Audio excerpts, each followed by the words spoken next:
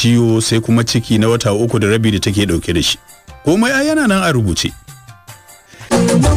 Sai Hajiya ta yi zambur ta miƙe tsaye, hannunta a kanta tana kuka mai haɗe da surutai. Inna lillahi wa inna ilaihi raji'un. Ni Amina na ga ta kaina, Shukura da cikin wa iyazu billahi. Shukura ta juya gare ta, idanunta sun kankance, kamanninta sun sauya, sai faman zirga-zirga take. Nafisa ce ke kokarin tausarta duk da cewa ita ma din kuka take, balle Shukura da take kuka har da shashega. Al'amarin da ya daɗa tabbatar musu da cewa zancen haka yake babu musu. Kin cuce ni Shukura, kin gurbata tarbiyyar gidanmu, tsakanina da ke sai Allah ya isa, don kin ci amana ta, babu ni baki. Nafisa sai rufe mata baki take. Da ƙyar ta saurara tana haki, idan ta sun yi jawur babu ko kwalla. Daga nan dadi ya gyaran murya yana duban Hajiya. Ba su yi aune ba, sai ganin Hajiya suka yi akan ruwan cikin Shukura tana jibga iya karfinta tare da faɗin zantuka, da ganin yadda take kasan ba a hayyacinta take ba. Najib na gefe yana bin kowa da kallo, bai ce ko ufun ba. Da ƙyan Nafisa da dadi suka ɗaga ta daga kanta tana haki. Shukura kan baki da hanci duk sun fashe, tana ta faman rasgar kuka. Ina ma Hajiya ta aika da ita lahira da ganin wannan bakin cikin. Tabbas ta ci amanar Hajiya, Najib ya cuce ta. Dadi ya tsare Shukura da ido, yana rike da hannun Hajiya gam, ya ce, garin ya aka yi haka Shukura, waye miki ciki?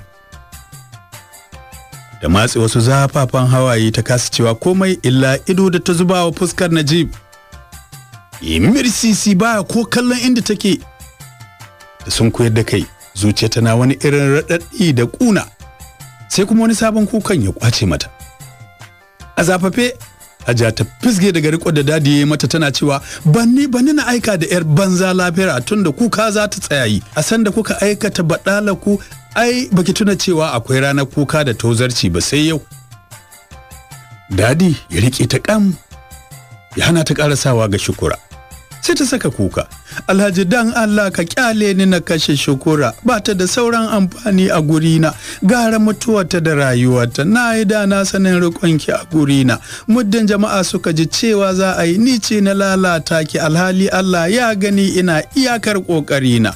Kin ban kunya Shukura, kin cuce ni, a haka sumi kamar mutuniya arziki ashe shedaniya ce a zuciya. Wai shin da yoshi kika fita har kika yo cikin? Dadi na Nafisa ne ke tosarta, tana hauka tana surutai. Da ƙyattai shiru tana haki. Dadi ya daka wa Shukura tsawa yana cewa, ba za ki faɗi wanda ya miki cikin ba sai ni ma na make ki Kukanta ya tsananta, zuciya tana wani irin bugawa, murya tana rawa, ta ɗaga hannu ta yi nuni da Najib da ke zaune. Cikin murya kuka ta ce, Najib ne, shi. Sai muryarta ta sarkafe ta ci gaba da rafsar kuka. Gaba ɗaya sai falon ya yi shiru, illa sautin kukan Shukura da ke ratsa falon. Daga dadi har Hajiya ido suka zuba wa Najib. Shi ma ɗin kallonsa yake, fuskarsa babu ko gezau balle alamun firgici ko ruɗewa. Dadi ne ya ce, son kana jin abin da Shukura ta faɗa, wai kai ne kai mata ciki. Babu ko ɗar. Ya gyaɗa ka ya ce, tabbas ni ne dadi. Hajiya ta doka wani salati da ƙarfin gaske tana kallon Najib ɗin ta ce, kai wa Shukura ciki Najib? Ya sake gyaɗa kai, ni ne Hajiya. Sai ta ringa girgiza kai ciki da ɗimaucewa tana kallon Shukura, kallon kin ba ni mamaki, kuma kin cuci kanki, ba za ki sake daraja ko mutunci a idonsa ba. Sai kai ta dawo da kallonta ga dadi don jin irin hukuncin da zai ɗauka, tunda dai abin daga gare su ne, ɗansa ne mata ciki. Babu wata damuwa a fuskar dadi ya ce, son me yasa kuka yi saken da har ciki ya shiga kuma idan kun san kun matsu da auren ba sai ku faɗa a yi muku auren ba? Najib ya so saka yana murmushi ya ce, wallahi dadi ni ma ban san fa yadda aka yi ba. Hajiya ta kece da kukan bakin ciki tana cewa, Alhaji iyakar matakin da zaka ɗauka kenan? Ka cuce ni Najib, ban taɓa zaton za ka yi wa jini na haka ba. don kawai zaka auri yarinya sai ka yaudare ta, ashe har yanzu kana nan da wannan halin naka, ka cuce ni. Da sauri ya daga mata hannu bayan ya haɗare yana cewa kada ki sake cewa na cuce ki, ga wadda ta cuce ki nan yarki, don haka ki gaggawa gyara zancen ki, Shukura ce ta cuce ki. Ringi girgiza kai tana bin Shukura da wani mugun kallo. Bata ji zafi ko haushin maganganun Najib ba, domin gaskiya ya faɗa, sai bango ya tsage kadangare ke samun gurin hawa, tabbas kuma karfe ɗaya baya amo. Shukura ta cuce ta ɓata musu sunan zuriya. Sai ko dadi ya ce to ai wannan ba wani abun damuwa bane, tunda dai dama dan lokaci ya rage a daura musu aure, sai a matso da nesa kusa, ma'ana ai auren nan kusa ta haihu a gidanta. Da sauri Najib ya daga masa hannu yana zare ido ya ce aure kuma dadi? Dawa? Dadi ya ce da Shukura mana, dama ai an sanya muku rana. Sai ko Najib ya girgiza kai ya ce ba dai da Najib ba dadi, ni kan na fasa, ba zan iya auren Shukura ba domin ban yarda da ita ba. Ko aure zan duba mace ne mai mutunci, kyakkyawar budurwa, ballantana ma ni a yanzu kwata-kwata babu tsarin auren ma a raina. Cikin tsananin fusata Hajiya Amina ta daga masa hannu tana cewa baka isa ba Najib, ka yi kaɗan, sai da ka gama da ita ka tura mata alƙaƙai sannan ka ce ka fasa aurenta, baka isa ba, wallahi dole ne ka aure ta, azzalumi. Sai ku yi maƙe ka faɗa.